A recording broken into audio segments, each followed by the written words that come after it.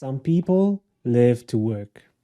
They find a career that is the perfect fit for their skills and personality. They cannot imagine doing anything else with their time. Warren Buffett is one of those people.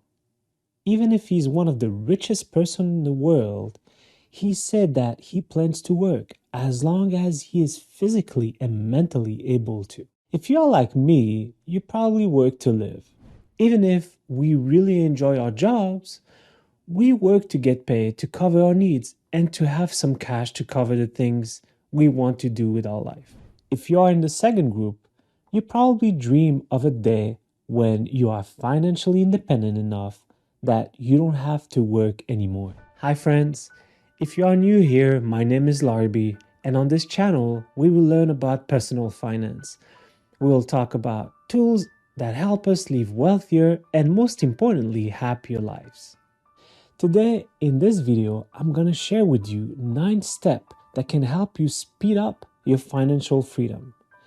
But before we get started, please subscribe and smash the like button. That will help me a lot.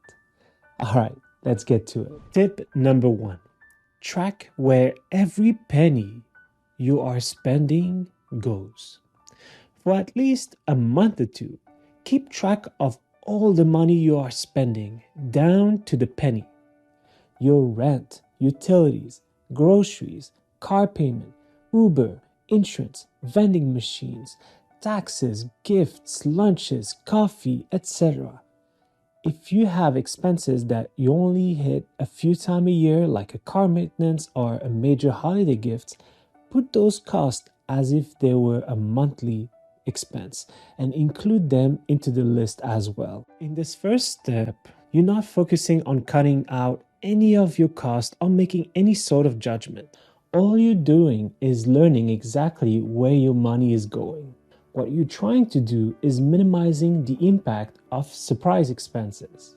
So please list all of them. Tips number 2, color code your expenses based on your priorities. Once you know where your money is going, your next step is to figure out whether you exactly want to have this money going where it's going.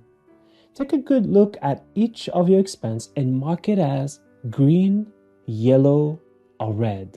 Green is for the money that you are 100% sure that you have to spend as is. For example, if you just signed a 12-month lease, your rent expense is a green expense, at least until you get closer to being able to move or negotiate your rent.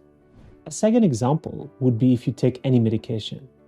Of course, that's obviously green. Yellow is for the money that you are spending on things that you either want or need to keep spending on, but where you may have some wiggle room to lower the costs.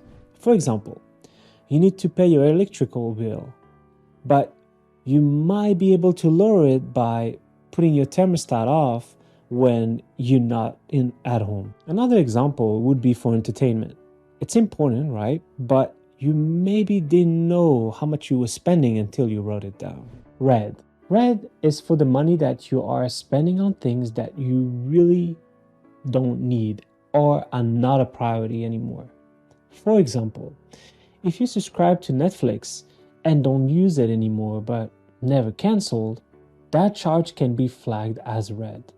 Another example would be you're buying a coffee on the way to work every morning, even if there's decent coffee at the office and it's free. That would be a good example for a red expense. Tips number 3, take care of the easy decision with the color red and green. For the color red and the color green, the process is going to be pretty easy. For example, for the expenses that you mark in green, you keep paying them because you clearly need them. There's no wiggle room from there.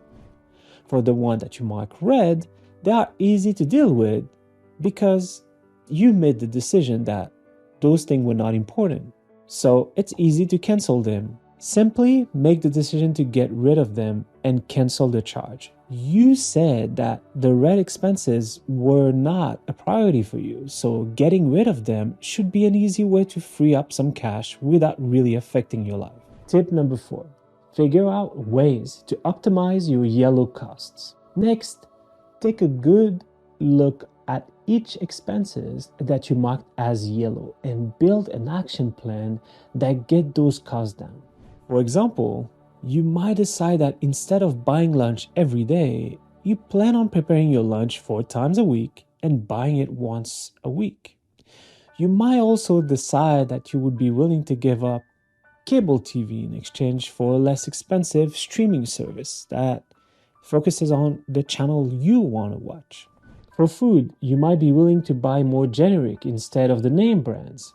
For clothes, you might decide to buy last season's style versus the new latest full price item. Your goal with the yellow cost is to get the best bang for your buck, to get the most value, enjoyment, and benefit. Tip number 5.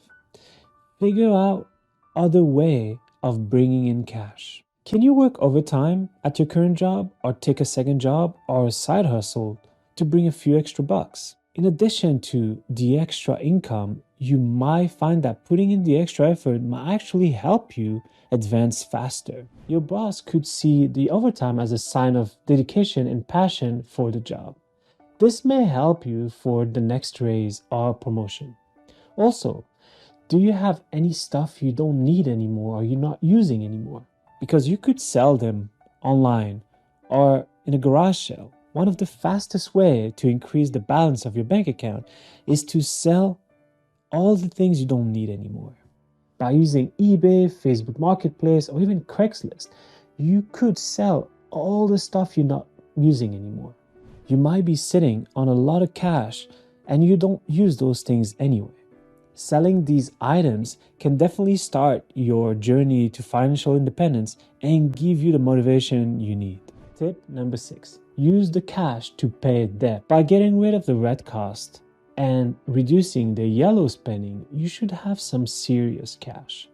That should give you a really good start on getting rid of any debt that's holding you back from your plan to speed up your financial freedom. If you add up the extra income you're generating, you should start feel unstoppable. Tip number 7. Buy quality. Being financially responsible and being cheap isn't the same thing. You want to build a really good base for your future self, not be caught up in the present.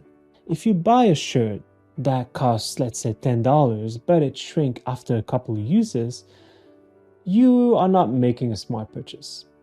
It's better to buy a shirt that's, let's say, $50 that will last you 20 years.